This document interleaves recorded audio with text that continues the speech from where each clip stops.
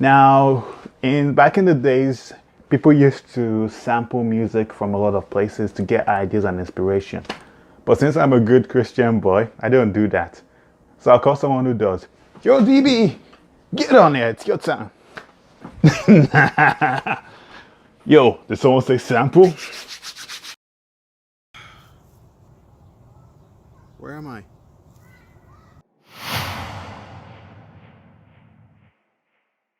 Let's look at the Koala Sampler and Beatmaker tree. So two really awesome applications there. It's been out for a while, and I don't think anyone has really made much of a comparison. So I'm going to do my views on it. So Koala Sampler is an application. It's, as a familiar with this video, I believe it's $3.99 US. The great part about it is you're able to get samples right there on the go. You can easily record it, but it's so much more than that.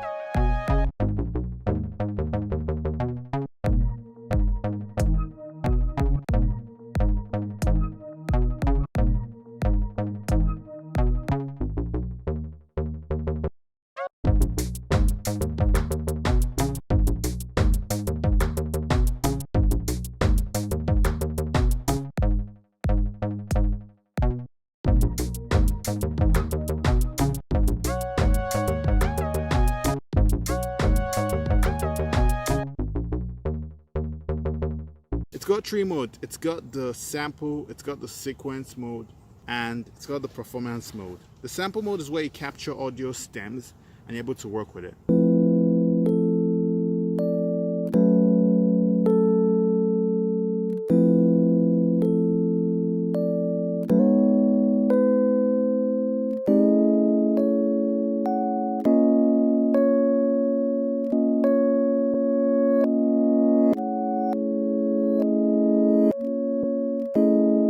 The sequence is where you lay those audio stems or samples that you got into some sort of pattern.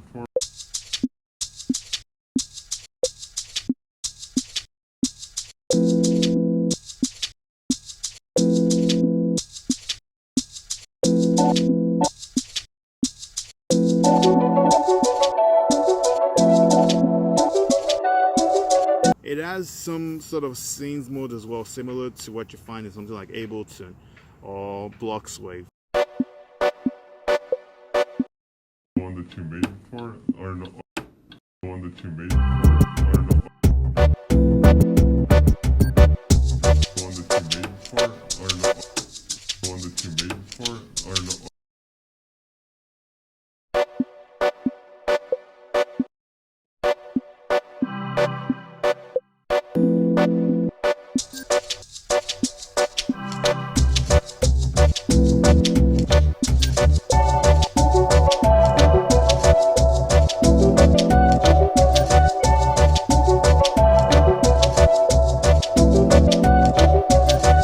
Right after that, you've got the performance section. This is where you have a lot of the effects you can do. One that you made for or no? One that you made for or no? One that you made for or no? One that you made for or no? One that you made for or one that you made for or no? One that you made for or no? One that you made for or no?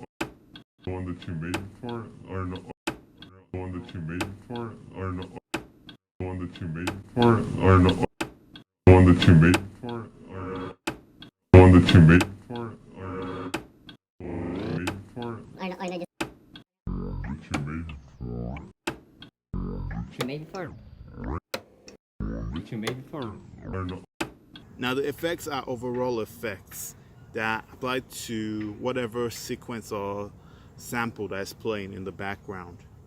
But The great part about it is that they're diverse and you're able to get a lot of sick, interesting sounds out of them. The application Koala Sampler is available for Android, it's available for macOS, it's available for iOS. And trust me, I've had a lot of adventures with the application. That's sort of like the reason why a lot of times I'm a fan of Koala Sampler, because I tend to be on the go a lot often, and having an app like Koala Sampler that you can just make your music right there on the spot, it's really, really cool. Now let's get on to Beatmaker Tree, and that's an application that's available on the iPad. Got me feeling, got me feeling, oh, got me feeling high above the weekend. Got me feeling, got me feeling, oh, got me feeling high above the weekend. Got me feeling, got me feeling, oh, got me feeling high above the weekend. Got me feeling, got me feeling.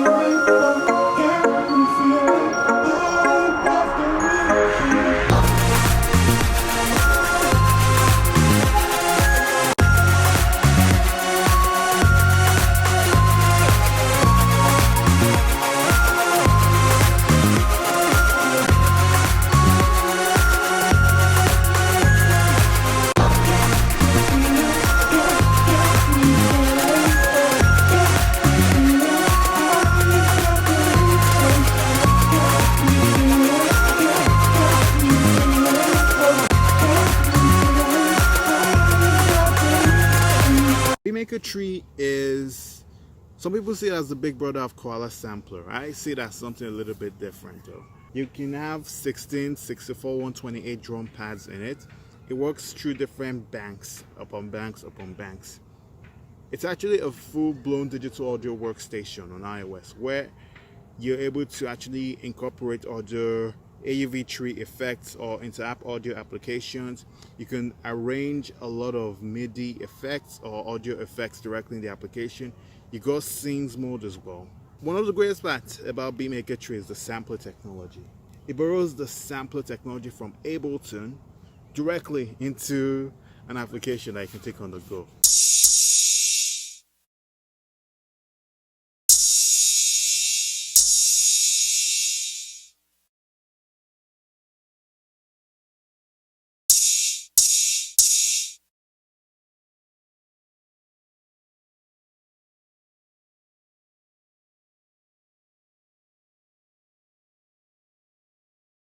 And it is an insane application.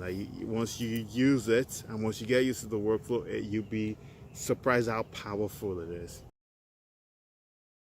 But I don't think we've got a real discussion going on. Why would you choose one versus another? Well, both applications are really, really good, honestly.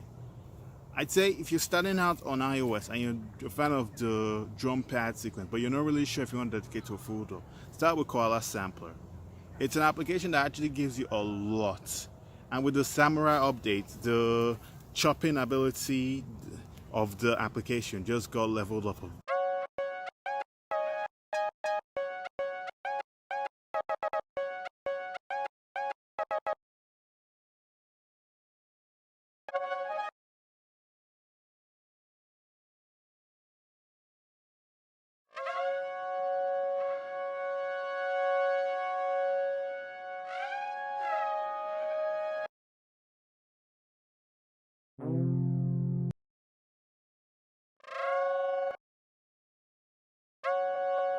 There's a lot of depth in the Koala application, and I recommend joining groups like the Koala Sampler Facebook group and checking out other YouTube channels like playpm, which I'm going to link in the description. Yeah.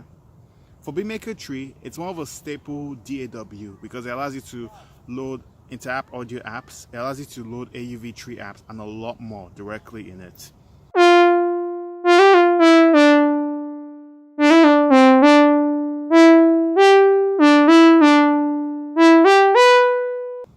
You've got a lot of people like Henny the Business and Bolo the Producer using this application a lot more. I'll link a few videos of them using this a lot. But again, they actually use both of them. I've seen Henny using Koala Sampler as well. It's a really, really good app. If you're new to iOS I think Koala Sampler is one of the apps that I personally recommend. Get that app because it shows you, it's the modernized version of the SP404. If you're coming from a desktop background where you've been producing music for a while and you're looking for a stable way to be able to produce music, or you had like an Akai drum machine or a machine and you wanted something very similar to that but on an iPad format, definitely get BeatMaker 3 because it's pretty much unrivaled in what it can do. But beware, whenever you're working with applications like BeatMaker 3, I recommend personally working with audio. You can certainly load a lot of MIDI apps and AUV3 applications, but you may expect some crashes. Now, granted, the state save of BeatMaker 3 is really, really good. And I gotta give them some props. The fact that even though that some apps got you able to pretty much recover on a session, it's good, honestly. So yeah, I think that's how I'm gonna end the video, yeah? Let me know your thoughts. Which one do you use a lot often? Do you use BeatMaker 3? Do you use Koala Sampler? What's your thought on the comparisons? Yeah. Anyway, hope this video was helpful. Take it easy. Whoosh. Okay, so pro tip with BeatMaker 3 and Koala Sampler, one thing I recommend is making sound banks. It could be banks of your drum kits, your 808 kits, your AUV3 applications. Make banks of samples you really, really like and keep them as specialized projects or specialized drum pads that I can call them at any time. It's one of the best ways to get ideas quickly on the go. You don't always need to start sampling everything from scratch.